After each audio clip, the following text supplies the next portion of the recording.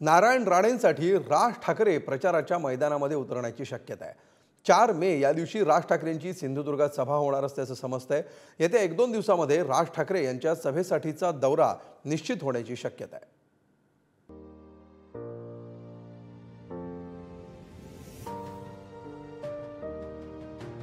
महाराष्ट्र नवनिर्माण सेना, भारतीय जनता पक्ष, शिवसेना आणि एनसीपी, परंतु फक्त नरेंद्र मोदींसाठी बिनशर्त पाठिंबा देत आहे। राज ठाकरेंनी महायुतीला बिनशर्त पाठिंबा जाहीर केल्यानंतर राज ठाकरेंच्या महायुतीच्या नेत्यांच्या प्रचारासाठी सभा कधी होणार याची उत्सुकता होती। लोकसभा निवडणुकीचं पहिल्या 2 टप्प्यांचं मतदान संपलं तरी राज ठाकरेंच्या सभांची प्रतीक्षाच होती। तिसऱ्या टप्प्यातल्या प्रचारानं वेग पकडल्यानंतर आता अखेर राज ठाकरेंच्या सभांचं ठरलंय। राज ठाकरेंची पहिली सभा कोकणात होणार असल्याची माहिती समोर आली आहे। येत्या 4 मेला रत्नागिरीत भाजप उमेदवार नारायण राणेंच्या प्रचारासाठी राज ठाकरे सभा घेणार आहेत। 2019 मध्ये राज ठाकरेंच्या लाव रे तो व्हिडिओच्या सभा महाराष्ट्रभर झाल्या होत्या। मतदान संपल्यामुळे आता राज ठाकरेंच्या विदर्भात सभा होणार नाहीत। शिवाय नांदेड हिंगोली पट्ट्यातही निवडणूक झाली आहे। त्यामुळे आता मुंबई पुणे नाशिक पट्ट्यात तरी राज ठाकरेंच्या प्रचाराचा झंझावात पाहायला मिळण्याची शक्यता आहे। नाही म्हणायला राज ठाकरेंच्या सभेची संभाजीनगरमधूनही महायुतीच्या उमेदवारांनी मागणी केली आहे। राज ठाकरे महाराष्ट्रात 3 ते 4 ठिकाणी सभा घेणार असल्याचं बाळा नांदगावकरांनी सांगितलंय। मला असं वाटतं की महायुतीला आम्ही गुढीपाडव्याच्या दिवशी विनाशर्त पाठिंबा दिल्यानंतर ज्या ठिकाणी उमेदवार आहेत 48 ठिकाणी त्या ठिकाणी आम्ही आणि आमचे सगळे कार्यकर्ते जातीनिशी काम करत आहेत। नारायण राणेंसाठी काल एक सभा घेतली सर्वांनी, परत त्यांच्यासाठी राज ठाकरे स्वतः सभा घेणार का? माझ्या माहितीप्रमाणे आम्ही तिकडे सभा घ्यायची ठरवलेली आहे आणि त्याप्रमाणे लवकर ती सभा होईल।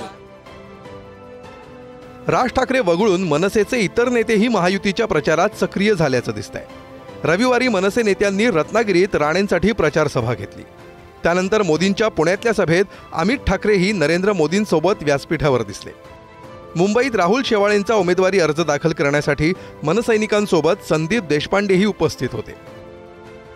सन्माननीय राजसाहेबांनी पाठिंबा घोषित केला होता आणि त्याप्रमाणे प्रचाराचा भाग होता आणि मी स्वतः प्रपोजर होतो त्यांच्या एका फॉर्मचा, त्यामुळे मी आलो होतो। आणि आज असंख्य महाराष्ट्र सैनिक सुद्धा आजच्या त्यांच्या फॉर्म भरण्याच्या रॅलीमध्ये सहभागी झालेले। मुळात असं आहे की फॉर्च्यून फेवर्स ब्रेव असं म्हणतात, त्यामुळे शूर लोकांच्या पाठी लोक नेहमी उभे असतात। बाकीचे रडे आहेत, यांना रडण्याशिवाय दुसरं काही येत नाही। आमचे 40 गेले, आमचे हे गेले, आमचे, तर रड्यांच्या पाठी नेहमी जनता नसते।